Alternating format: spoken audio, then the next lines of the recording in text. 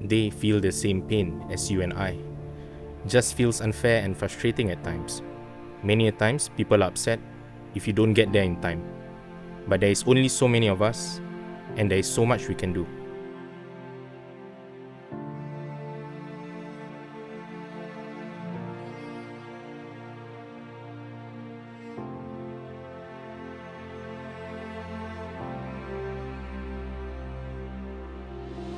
So Singapore has a huge biodiversity, and our 24/7 wildlife rescue hotline attends to close to 1,200 calls a month now. We also rescue and rehabilitate close to 400 animals a month. We try to rescue as many animals as we can, nurse it back to health, treat it, and then put it back into the wild. As humans, whenever we get unwell, we have numerous contacts, we have numerous emergency, we have numerous outlets, whereas wildlife only has one.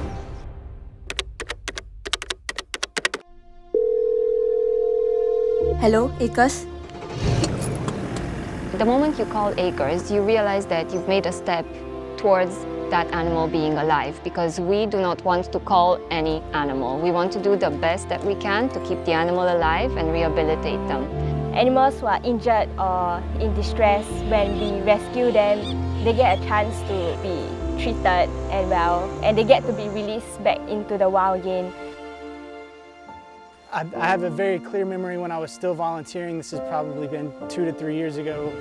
I was flooded with calls, very overwhelmed, and back-to-back calls came in. One was for a mass poisoning of pigeons, and it was the first time I'd ever seen pictures of 20 or so pigeons just laying on the ground, either dead or flopping around, just totally helpless. So that was like a punch to my chest. And right on top of that, someone sent to me a picture of a baby otter coughing blood out of its mouth. And that one it was a kick in the stomach.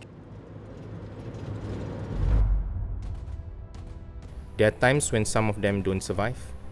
It's hard and emotional, but I tell myself I did my best under the circumstances.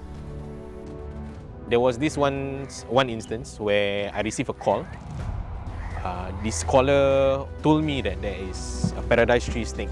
So she was scared and she asked us to help.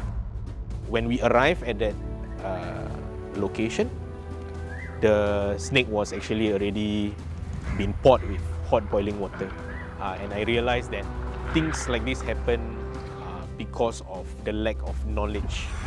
You don't have to like them, but maybe just respect them as a fellow living being who also thinks and feels like you. Who's thirsty? We get a lot in rescues where, a lot of people expect a lot of things from us. At the end of the day, we have to remember that everything is for the animals. He did not have much time left. No matter how much we plan, each rescue is unique and has its challenges. Okay. So this is how they'll call around you. There is always the risk of injury to me or the animal.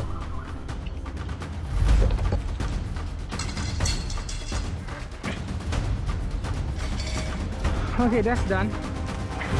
An injured snake, for example, is already in pain and distress, so we never know how they will react.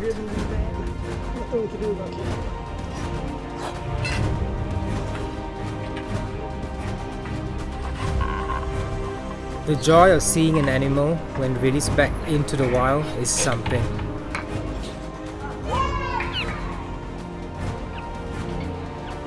It's tiring, risky, emotional, meaningful work. I sleep well at night, knowing I have done something good.